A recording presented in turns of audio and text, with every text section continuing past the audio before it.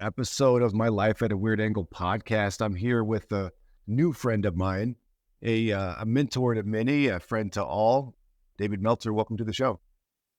Thank you for having me. What a great community. What a great opportunity. Absolutely.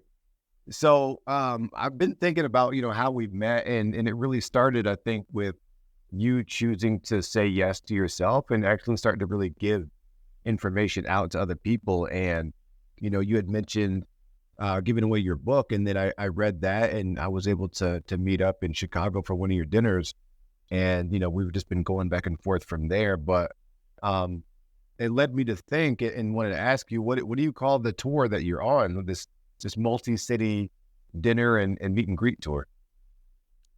Well, it actually is a tour that surrounds my speaking. And so what we do as we came upon 2024, we had about 200 dates planned, either with speaking or masterminds, or of course the sporting events that we also still support on the sports side of things. And so with those 200 scheduled dates, we created meetups in every city, which we've been doing for a decade. But we also have added the VIP dinners, where multiple celebrities, athletes, and entertainers like to join us.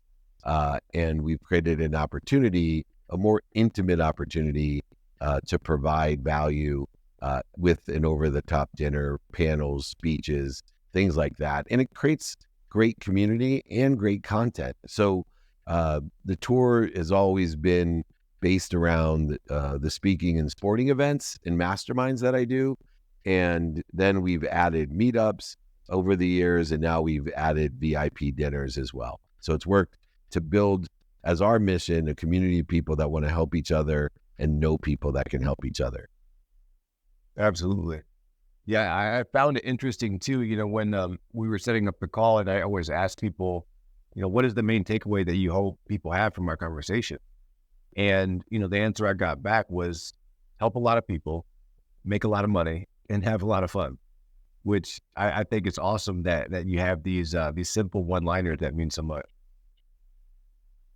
It is absolutely, to keep it simple. Remember, the simple things to do are unfortunately simple not to do. So to keep it simple is extremely important. And then to repeat yourself is extremely important. These are the two things that I think that people fail to do in order to effectuate the collaboration, the coordination, the empowerment that exists within these communities, because people feel as if they are not worthy of receiving. Maybe they don't or aren't aware of what they're receiving, and they certainly don't feel comfortable or confident in asking for more. No, they don't quite often. And I love that you make that part of something that you do repeat quite often, is that you've asked for help plenty of times. That you continue to ask for help from people to facilitate things and to, not only push your own agenda, but to help them to excel as well, which I really appreciate. In your answer, what, you said the three things that you mentioned really are people, money, and fun. And sometimes people don't necessarily put those together as far as, making money and being fun. They usually associate that with stress. But how do you combine the three of people, money, and fun? Well, it's funny because a lot of people, like I said, don't feel worthy of receiving. So they want to reorganize the methodology and prioritization that I have of making a lot of money to help a lot of people and have a lot of fun. A lot of people, including my kids' high school, won't even put on the billboard my slogan. They changed it around to help a lot of people, have a lot of fun, and make a little money, because they're shamed by what they have and they don't believe in abundance. And so you can't give what you don't have. And if you're not giving more to be given more, to receive more, to ask for more than more, then you're going to end up with less, and then less and less and less. You're going to end up in a zero-sum game with nothing. But if you give more to receive more, and to be given more, and to ask for more than more, then you're always going to have more than more than more than more. And you're going to end up in abundance, a value add world, providing value to give people more of what they like and take away what they don't like. So this paradigm shift of understanding that in order to help a lot of people and have fun, you need to have things to do that. And the thing that best, the energy that best empowers that belief of helping people, because if you have money, a lot of money. You can shop for the right things for the right reasons and shop for the things that people need more than even just helping them open the door or handing them a bag of food. You can buy a grocery store for people who need food, or build community with healthcare and water and nutrition and financial literacy. You can empower people. So I think it's essential to understand the simplicity and the reconciliation of making a lot of money, helping a lot of people, and having a lot of fun. I couldn't agree more. And yeah, I've heard it said that, God, you can serve God and man a lot more if you're rich, because then you just have a lot more options. It provides many options, opportunities, and touches of favor. I believe it's part of believing and having faith in God, because God is abundant, infinite, unified. It's more than enough of everything for everyone. It's omniscient and all powerful. And you're actually denying your faith, denying God, if you don't make a lot of money, if you don't use it in the right way, and you're not enjoying your life. Those are the sins that people don't realize by not feeling worthy and not asking for more. Yeah. Yeah, I firmly believe that too, that your identity, your value, your personal value doesn't change. It's just your skills and your ability to utilize those skills does change depending on what you do or don't do. A lot of people that are in the entrepreneur business, or just in, sales, like you're in, doing multi-tour speaking and just really trying to build something of their own, they tend to get into it with the idea of like, what can I get? How much money do I have to make so that I can get the car I want, or to get the house I want, or to get things? But it seems like you've crossed over to a place where you're more concerned with what you get to give. Where do you think that crossover moment was? It was really understanding the value add world. So it started out understanding I was living in a world of not enough as a victim. So I was looking for what I didn't have, what other people wanted, what was missing. Then, because I was focused in on making a lot of money to help my mom, to buy her a house, buy her a car, I moved into a world that's confusing, a world of just enough for me. So things stopped happening to me, and I thought I was an optimist, a philanthropist, a humanitarian. Everything happens for me, I would say. And I was completely positive, giving to receive. Everything was still competitive and comparative, and negotiating everything, including giving and receiving. But it wasn't until I lost everything that I realized that it wasn't just the things are happening for me. It was understanding that me was part of a team, was part of the unified, abundant, infinite system of more than enough of everything for everyone. In order to transcend the world of not enough and transcend the world of just enough, I had to shift my paradigm to I am. I am happy. I am healthy. I am wealthy. I am worthy. And start really focusing on what I'm doing to interfere with it, presuming with wisdom and faith to shorten the distance of resistance that I'm causing between me and more than enough, to shorten the distance of resistance of the distance between who I am and who I want people to think I am. And when I shortened that distance of resistance, I was able to enter the world, not of to me, not even of for me, but through me, a world of giving to be given, to be worthy of receiving, and confident and comfortable with faith of asking for more, knowing that I lived in a value add world where the giver receives value, the receiver receives value, and the witnesses all receive value. The world of value add, the world of more than enough, comes through us for others and continues in an infinite loop of giving, of given, of receiving, and of asking for more. Oh, absolutely. And, jokingly, obviously, but, it's like, man, David, you should probably do this for a living. Thank you. You sound like you know what you're talking about. But, yeah, I love the practicality of it, like the way that you speak, and even the stuff that you put out, social media and even in person, it's practical. And, I'm a firm believer that the Bible itself is a practical manual for life. And it does give you a lot of heads up about, how to act and how to behave, and not just like rules and regulations, but really like the get-tos of it all. That, partnering with God, believing that you're co-creating your life with God in a certain way, I think you're just able to move a lot more free and a lot more freely, and to not lose your poise when other people are. Because other things are going to fluctuate around us all the time. It's just, who can you become so that, like you said, you can maintain that purity and release the negative as fast as possible, that you can stay on that path. Exactly. I think the hardest part is staying on the path. And I agree that multiple religious texts, spiritual texts, theoretical texts, and philosophical texts are guidelines, principles, templates in our lives to help us stay consistent and persistent in the pursuit of our higher self, our better self. And we only get to there by having our purpose be greater than our pain, by identifying not just what we're afraid of, but more importantly, our reaction to that fear, and only spending minutes and moments in that reaction to fear. And as we create these philosophies, theories, utilizing spirituality and religion as guideposts in our faith and giving us the wisdom in order to, as I stated, shorten the distance of resistance between us and where we want to be or better, we start to realize that we need to be intentional about it. We need to do everything in alignment with where we want to be or better. We have to say everything we want in alignment with where we want to be or better.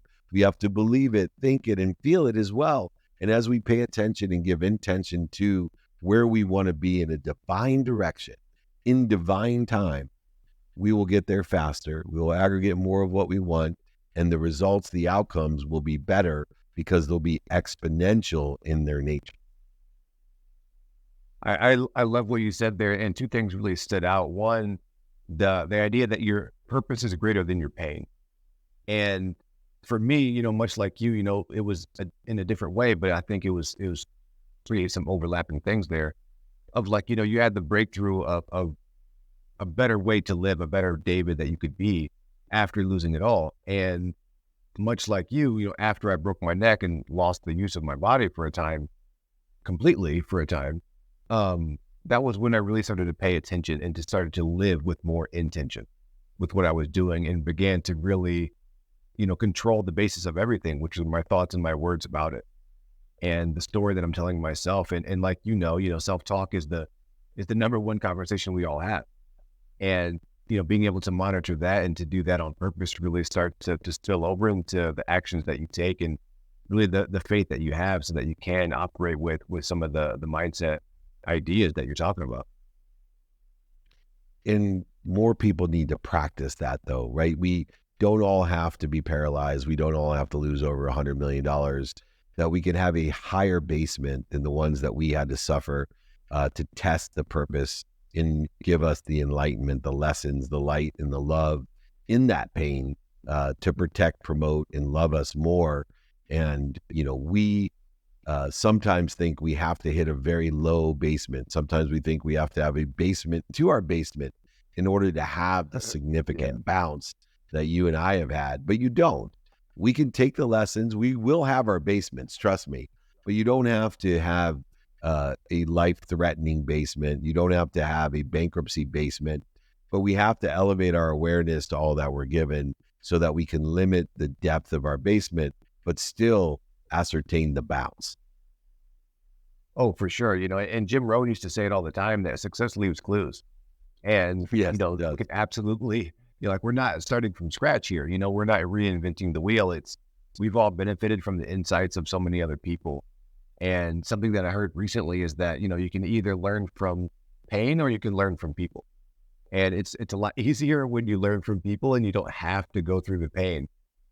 Because, like, and like a lot of people have realized, troubles and tribulations and trials and hardships, stuff like that is just built into life.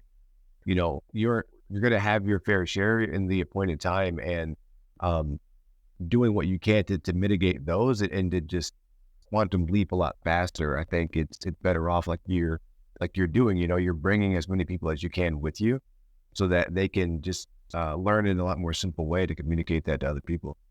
The other thing that stood out to me that you were saying is about time and timing. And I think, for a lot of people, we're so concerned with when things are going to happen. But I think God concerns himself with the right time that things happen. And, timing is everything, so to speak. And it's, how do you ensure that your timing is on point with all the projects that you're doing? The only way you can guarantee that your timing is the correct timing is the utilization of 24 hours each day, notating that we're guaranteed 24 hours a day, except for the last day of our life. You will be cheated the last day of your life, hopefully only minutes, maybe hours, but regardless, it's insignificant considering you're guaranteed 24 hours a day and the usage of that 24 hours as the dependent variable of your journey. The understanding that I need to utilize my time each day in order to effectuate the divine time and the divine timing that is incorporated into my activities each day is determined upon how productive I am, how accessible to others in accessing, receiving what I need, and how gracious. What is my ability of finding the light, the love, and the lessons in all my activities, planned, unplanned, paid for, unpaid for, and even my sleep. And if I can utilize with those lenses sort of a kaleidoscope of divine timing, if I can utilize productivity, accessibility, and gratitude in alignment with where I want to be or better by being attentional and intentional about the activities each day, utilizing the time that's given to us as a gift every day, the 24 hours as a dependent variable by assigning minimums amount of time to the non-negotiables in our life, the health, the family, the finance, the faith, that determine the acceleration towards where we want to be or better. Time is the key to the divine timing when we are ferocious with the usage by being productive, accessible, and gracious, but Buddhist with the outcomes. When you have faith combined with the effective use of time, that everything will come in its perfect timing, then you will experience not only divine direction, but divine timing of that divine direction. But you have to utilize your time each day in a ferocious manner, but the outcomes you need to detach your opinion or your emotional connection to in order to effectuate the divine direction and the divine time. Absolutely. Yeah, that's something that I've learned just, on the entrepreneur journey, I guess, these last few years is that I stopped making decisions based on someone else's possible reaction. And I think, much like you're speaking of not having the attachment of this has to go this certain way in order for me to be successful or for me to be happy. But just that, what I'm giving and then trusting that it works out in its own way after that is really our only obligation, to control your own thoughts, words, and actions in that situation, and then allowing the other things to manifest in their own way. Because I remind people that, God's in the unlikely business, all this stuff is unlikely. It's unlikely that you and I are talking. It's unlikely that, you would come back from such the bankruptcy or me from breaking my neck. And I think that makes the story a lot cooler though. You're talking about people, money, and fun. Like it's a lot cooler story, when Rocky didn't win at first, but then he comes back and he does win legitimately this time. That's my favorite movie, by the way. That's awesome. Yeah, I love it. And it's, the whole eye of the tiger and everything, it's like, I remind people that there's a certain type of man that we all respect. And it's the one that does persevere and that has a good attitude and that tries to bring people with them. Yeah, I actually, when I lost everything, people asked me what was the first thing I did. And I was in bed crying, depressed, wondering where and how I was going to recover. And I remember Rocky came on my TV and I was watching him late in the movie get his ass kicked.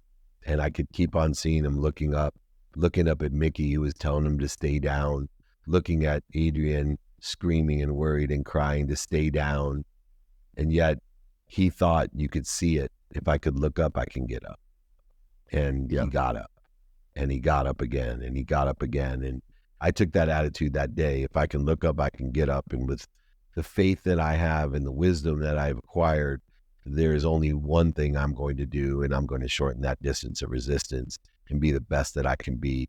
I'm going to enjoy the consistent, everyday, persistent, without quit pursuit of my potential. And Milan, I'd like to offer your entire community. I know you and I have shared books, and I highly recommend reading yours, but in utilizing it as daily practices. But if anyone in your community would like my book, I will sign it.